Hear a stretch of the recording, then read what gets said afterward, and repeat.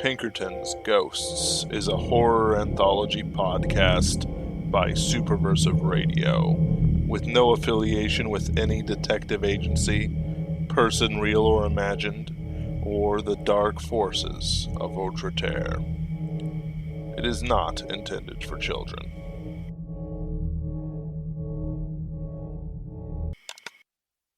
I was sitting in a diner in the suburbs outside of Boston, Massachusetts, trying to forget my bad mood and act professional for my meeting with Miss Violet Hunter. Old Tom never failed to do a number on me, probably by design. He was right. He was always damn right. But I was still alive, and, well, I was grateful for it. I didn't feel good about it. Maybe that's not the point. Maybe me breathing was old Tom's last strike against the forces of Outre-Terre. I didn't like that either. I put it away, forgot about it. Clients come first, as old Tom would say. The Paranormal Pinkertons have a sort of working relationship with different organizations. I didn't know the details, but old Tom told me they pay a yearly retainer to have access to our services if they need them. The archaeology department at Boston University provides a decent amount of work. They sometimes send in their students to restore old buildings, and we get asked to check on those old buildings and make sure there isn't anything, crazy going on with them. You know, no hauntings or anything like that. Most of the time it ends up being nothing or easily fixed, but we've helped them out enough in the past that we ended up on the speed dial. So that's why I was meeting with Violet Hunter now, a 20-year-old college student who was working on restoring a colonial-era mansion as part of a school project. Apparently she had some concerns about the house and wanted to get a fresh set of eyes to take a look at it. Good thing I was in the area. I didn't know any of the details on it yet. Violet was supposed to tell me in person. Not typical. I usually meet the client on site. I did know what Violet looked like, though, and truth be told, I was looking forward to the meeting. It isn't every day my job leads me to dates with hopefully pretty and normal human girls. Unless you count encounters with evil witches. I don't count encounters with evil witches. Before I could get lost in the thought, Miss Hunter walked through the door of the diner. I waved her over to the table as she talked to the greeter, and she gave a cheerful smile and sat down on the opposite side of me in the booth. Violet was a pretty young woman with long, frizzy, copper-colored hair. Her face was dotted with freckles, and she spoke with a hint of an Irish accent, which I found cute. It trilled on the ears wonderfully. She was shorter than me, I noticed. When you're less than 6 feet tall, you notice these things about a woman. She was dressed in jeans and nice boots and a big gray coat I thought covered her nice. Flattered the body, you know? I don't want to give the wrong impression about Violet. It wasn't like she was wearing anything from the Paris fashion shows or anything crazy like that. But everything she wore just looked like it fit on a girl like her. Sort of girl who had a cheerful smile and spoke with that slight hint of Irish. Try too hard and it doesn't work, don't try at all and you're a slob, but Violet got the balance just right. Ahem.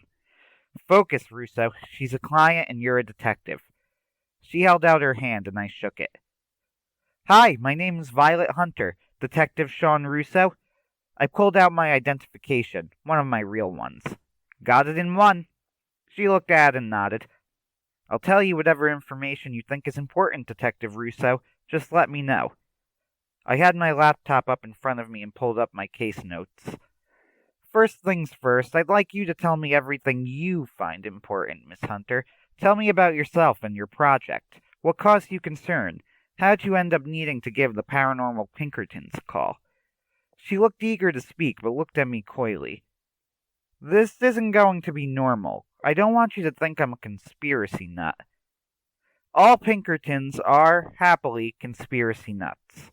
It comes with the job, and we get tinfoil hats on orientation and everything. I gave her my best confidence smile, the one I gave to all my best clients in real estate or my current life. I know it sounds strange, Miss Hunter, but I guarantee you, you are not the weirdest conversation I've had today. I'll start small. Are you Irish-American or Irish? She smiled. Accent always gives me away. I am Irish, and I'm only here because I'm attending Boston University. How did I end up in this situation? Where to start? Well, for one thing, she braced herself.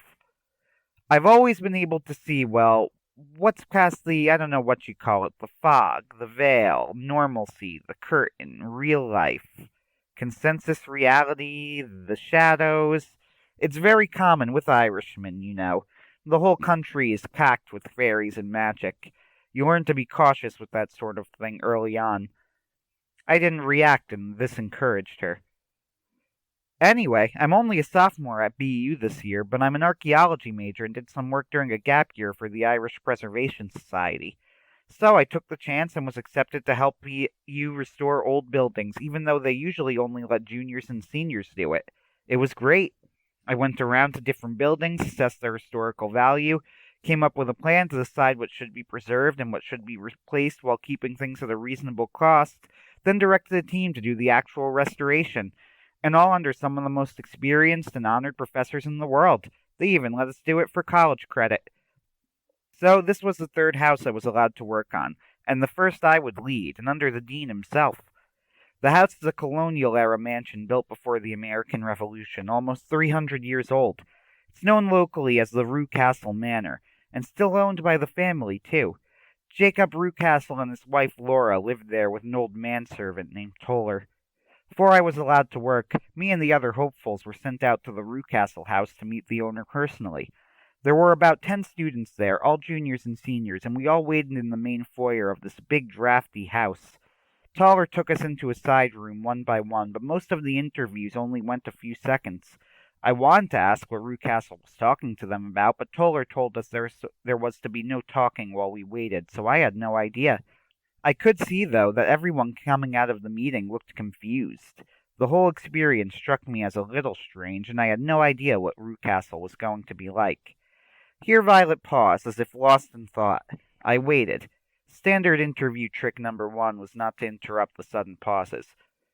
Rucastle was jolly, I guess. He smiled, he was cheerful, and he could tell the funniest jokes. There was just this one thing about him. When I first saw him, Violet gave me a strange look. Something in his eyes when he first saw me. I think he tried to hide it, but he looked, I don't know the word, hungry, maybe? Like he was waiting for someone like me to show up. But I thought maybe I imagined it, because the second thing he did was break into a smile and hold out his hand. Hello, hello, hello! My name is Jacob Rucastle, but you can call me Jake. Pleased to meet you, Miss... Hunter. Violet Hunter. Miss Hunter, excellent. So tell me a little bit about yourself, Miss Hunter, and don't be shy. Well, I told him my background. I was from Ireland, but was specifically studying the colonial era, and I didn't have a lot of experience in the United States as of yet, but my grades were excellent, and I believed that I had the skills necessary to do a good job on the house. It sort of all came out at once, and I rambled, but Rucastle was absolutely fascinated with all of it. He hung on to every word, was interested in what I had to say, and asked detailed questions about my work that I answered as best as I could. And like I said, he was funny. Joke after joke after joke, and they all made me laugh. Before I knew it, 20 minutes had passed. Miss Rucastle, you are a remarkable woman. Yes, indeed, remarkable. Absolutely perfect for what we have in mind here at the Rucastle Manor. You are ideal. And he walked forward and grabbed my hand with both of his and shook it as hard as he could. You are chosen. It's settled. We'll send everyone else home and contact the dean with the choice. I was typing notes into my laptop at the time, but at this I looked at her. Well... I'm no fool, Detective Russo. It's fishy, right? Why me? Why did he reject everyone else that quickly? Who even was this guy? It was weird. But leadership positions are hard to get, and anyway, he hadn't actually said anything inappropriate. Well, except... I leaned in at this. Except... he was very interested in my hair. I had to admit that this was not what I was expecting to hear. Your hair. Look, it's hard to explain, but he kept talking about how much he loved my hair, the color, how wavy and beautiful it was. There was nothing, like, sexual or anything. It's really obvious when it's... Well, but I noticed it. He kept bringing it up. He was very particular about it. I thought this over. Okay, that's a little strange, I guess, but nothing absolutely crazy. Surely that isn't why you asked for me, Miss Hunter. It surely is not, said Violet. It was just the first weird thing. I started working at the house the next week. First, it was just me, and I went in twice a week on Tuesdays and Thursdays in the evenings. I thought this was a little strange, but Rucastle said it was only going to be me alone for a couple of weeks in the pre-planning stages. You know, where I check out the whole house and try to figure out what is and isn't worth salvaging and the house's historical value. He'd always crack a joke about money being tight in old families. I laughed, but those never quite landed like his others. Is this normal? The jokes? No, me being alone, right. I asked the archaeology department. They said it was a little unusual, but not unheard of. Apparently, Mr. Rucastle had told them I had highly impressed them in my interview. Okay. So you were at the house alone with Rucastle. Well, not exactly. There was also his wife, Laura. I didn't see her much. She was a very quiet woman, looked to be about 40 or so. She didn't smile much and didn't talk to me often either. I jotted this down. And there was also the manservant, right? Toller, you said? Oh, yes. Honestly, I think the man was often drunk, though I can't prove it. He had a big brown Rottweiler that they kept at the house for protection. He was really Toller's dog, and didn't listen to Mr. Rucastle or Laura, and did not want to be my friend. I was told not to wander the grounds unless Toller had the dog chained up. To be fair to the beast, it was more interested in the mailman than me. So did you feel safe at the house? Safe? Well, the answer is yes, I did, at first. Rucastle was always very happy to see me, and I was treated very professionally. Toller might have been drunk a lot of the time, but he mostly kept his distance, and the dog didn't bother me unless I tried to go near it. I barely noticed Laura. And yet, there were things. What things? One day while I was surveying the below-ground areas of the house, I noticed that the wallpaper was peeling. I went over to take a closer look at it, and when I touched it, more of it peeled off. And I saw... Do you know the symbol of the Freemasons, that compass ruler thing? I think it was that. What do you mean, think it was that? It wasn't quite that, or more was added on, maybe? It was hard to make out, being faded. I didn't recognize it exactly. Well, it wasn't too surprising, really. This area is very Mason-heavy, you know? That wasn't the worrying bit. The worrying part was when Rucastle arrived. Go on. While I was looking at the symbol under the wallpaper, Rucastle spotted me. I was cleaning the area underneath very carefully to see if I can make it more visible when Rucastle stood behind me and said, "Enjoying the view?" I must have jumped a foot in the air. Rucastle was standing directly, and I mean directly, behind me. I have no idea how he managed to get there without me noticing. I was just... I was so shocked I couldn't get any words out. He did seem mad, but he had tension in his eyes. A sort of sharp look. He said, "Relax, Miss Hunter. I understand that it is your job to look through the house like this. Yes, my family has had Freemasons in it, though I am not one myself. Not that there's anything wrong with the Masons." I must have blurted out something about how I was sure there wasn't, or something like that. My heart was beating something terrible. "I didn't know this was here. But please, Miss Hunter," and he gave me an absolutely terrifying grin. You could see all of his teeth. "Don't come to this part of the house again. Not until I look it over myself. If you do," and somehow his grin got even wider, "why, if you do, I might need a new student from the archaeology department." I whistled. "So, what did you do in response to that?" "I made my excuses and left that night, but when I went back I had a plan. I grinned. I liked this girl. After being intimidated, she didn't back down." "And that was?" "Well, I wanted to investigate this basement area, but I needed Rucastle out of the way. Just for a moment. I wasn't going to do much, but I wanted to investigate that spot. So I got a friend to place a phone call to the house at about 7 o'clock, an hour after I arrived this Tuesday. She'd keep him talking, and that would give me a few minutes to investigate. So, did you manage to investigate? I did not, because this time Toller and the dog were waiting there for me, just sitting by that little stretch of wall. What did Toller do when he saw you? Oh, he didn't see me. I checked if he was there before I went down the steps using my phone camera. I laughed out loud at that. Excellent! Miss Hunter, you may just have the makings of a detective. She grinned. Well, I didn't end up finding anything in the end. Ah, but you didn't get caught, either, and you had the instincts to get me involved. Believe me, that's important. Well, maybe. Here Violet frowned. This was when I expressed my concerns to my advisor. I told him that Rucastle was scaring me a little, and they seemed to be hiding something. They gave me the contact information for the Paranormal Pinkertons. Did they say why us, specifically? The Masonic symbol. Apparently that lot is considered squarely in your department, and isn't really a police matter. I nodded. Fair enough. Okay, Miss Hunter, here is what I'll do for you. For the next week, I'll keep an eye out on the mansion to see if there's anything worth investigating closer. Based on what you told me, there is nothing truly actionable. The Masonic symbol is noteworthy, but not uncommon on old buildings in this area. The Freemasons were very popular at one time. Rucastle's behavior is the real red flag. Violet gave a big smile, all the stress gone out of her eyes. After a few more minutes, I hashed out the details of what would happen. I would stake out the building for the next week while Violet was there alone.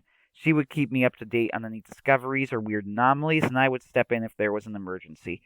So, that was most of my week. I waited outside the mansion, the big, partially dilapidated colonial era thing she described better than I ever could, and I watched from my car in a park across the street. Binoculars and everything. Must have looked like a peeping Tom.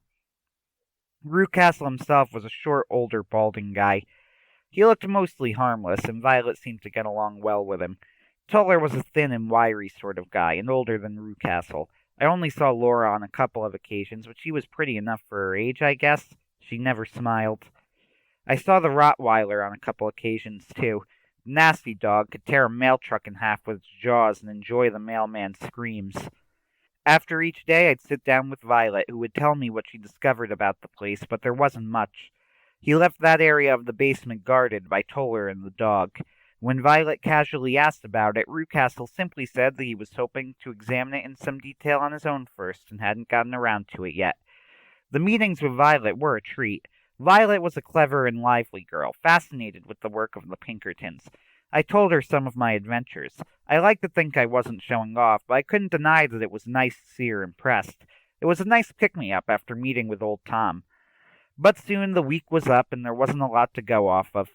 Rucastle was weird, and the whole thing with the Masonic symbol in the basement was a little strange, but nothing had happened.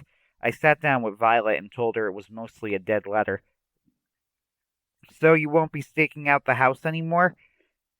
Well, there isn't really a reason to, I'm afraid. Besides, you won't be alone next week. But, Miss Hunter, please keep my number in mind. If anything happens, anything at all, feel free to call me. I'll drop what I'm doing and run. Violet smiled. I may just take you up on that, detective. We went our separate ways. There was no quick route to the highway, so I was still deep in the suburbs when I got a call from Violet. She sounded frantic. Detective Russo, please, I need you to get over here now. What's going on? I went back to, well, I found a way into the basement, but I was spotted. Luckily it was late and I was still on a side road. I swerved the car around. Where are you? What happened? I'm hiding in a closet now, but I managed to see my way inside. I don't know how to describe it. There were these men and... Slow down. Deep breaths. There was a noise like wood breaking, and Violet screamed on the other end. No, please, I won't tell anyone. Leave me alone. There was a crackling on the other end of the line. I resisted the urge to call out Violet's name. It would alert them that she was speaking with someone, but internally I swore. I drove up to the mansion. The Rucastle estate was truly massive, and on a dark, cloudy night it was intimidating. At least 3 stories, 2 massive wings in the front, and a huge front drive that made an asphalt U. I tore up the path and swerved to a halt in front of the front door. This time I had my Glock on me, my phone, and the crucifix. I also wore the Ring of Dispel. No lanterns today. I was in a rush. No need to give them warning, either. I sprinted into the house, gun drawn. The door was unlocked. No sign of the dog, either. I kept my eyes peeled for it. The interior of the mansion was dusty, dreary, and musty. It looked like it really did need restoration. The whole place creaked like an accordion. I tried to remember the layout from the photos Violet had shown me and made my way to the basement. It was down a partially hidden staircase behind a door in the kitchen. I sprinted through, watching out for the members of the household. The basement had an even muskier smell than the upstairs. It was mostly dusty and drab, with wooden floors. I started investigating and found the closet that Violet must have been ripped out of. The door was wide open. I checked the closet for clues and was rewarded. Underneath an upturned bucket, Violet had managed to hide her phone. They still didn't know I was on the way. I whistled. What a woman! I checked out the phone. She had managed to type out a single note into a text message. Turn the screw. Turn the screw? I didn't know what that meant, but I had a starting point. I went straight for the Masonic symbol behind the wallpaper on the back wall, the one that Violet had told me about. I had to fold back some of the wallpaper, but it was still there. Faded, but there. The Masonic symbol is a compass straddling a diagonal straight edge with a giant G in the middle. Turn the screw. Turn the screw, I muttered to myself. There, at the top of the compass, was a screw, and if I looked closely, using my phone as a flashlight, there was the tiniest indent. Using my fingernail, I wedged my way into it. With some effort, I managed to get it to turn. Soon I had it nearly unscrewed. I worked desperately. I had no idea what they were doing with Violet, and I needed to figure out what was going on. When the screw finally came all the way out, I waited expectantly. Nothing happened. I felt the pressure, heard Violet's screams in my mind. What was I missing? Slammed my hand on the symbol in frustration, and half the wall swung backwards, revealing more stairs underneath. I walked down, gun drawn. I put away my cell phone and put on my game face. I'd do old Tom proud. The stairs leading down were made of stone, and torches, yes, burning sticking cloth torches, lined the walls. The lower I got, the more foreboding it felt, like I was descending into the bowels of hell. This time, despite my fear for Violet, I didn't sprint. I walked slowly, gun in front of me, senses on high alert. I didn't know what I was walking into. When I finally reached the bottom, I kept myself flattened against the wall, crouched low, and observed the bizarre scene in front of me. Strange arcane symbols lined the wall of a dungeon-like chamber, and I mean line the walls. There was only enough free space to make sure they didn't overlap. Some of them I recognized as Masonic symbols, the eye, compass, and straight edge, but some were foreign to me. Think I saw the triangle with lines and swirls from Jack's Puppeteer. I know I saw some from Tom's books on magic and necromancy, except with all the jumbling chaos I couldn't tell what they were trying to make. Everything the Masons did was couched in extremely heavy symbolism. Sometimes it was just small lies to make big lies, turn men from Christ. Then there's the second level. There's the lodge where lonely old men meet to get away from their wives. And there's the real Freemasons, picked from the chosen of the first, the ones who run the show, the most dedicated to the Freemason cause. And they were having a club meeting right in front of me. Violet was in the center of the room, tied to a stone slab, while men in black robes surrounded her and chanted in a foreign language I was pretty sure was nonsense, or at least made up by the Masons for the Masons. It wasn't Latin, but something like a devil's tongue, all sharp angles, biting the tongue as much as twisting it. The center black robe chanted at counterpoint to the rest, tying things to Violet's hair and twisting it into deliberate knots. At one end of the room was an enormous blue flame, somehow floating in the middle of a glass cylinder.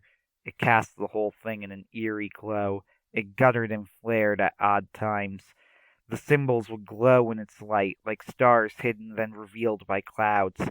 They were cut into stone, nothing reflective in their make. I didn't trust it. It didn't take a detective to figure out what was going on. Violet was being sacrificed. Luckily, the men in the robes were turned towards her as they chanted, but one at her head was holding a knife. Going by the height, I guessed Rucastle himself. I needed to do something. I could start shooting, but Violet was a hostage. Besides, if half of what old Thomas told me about the Masons is true, bullets might not work. I needed them to get away from her fast. That's when I came up with my grand idea, crazy as it was. I crouched down as low as I could and crept quickly and quietly to the gigantic blue flame in the glass cylinder.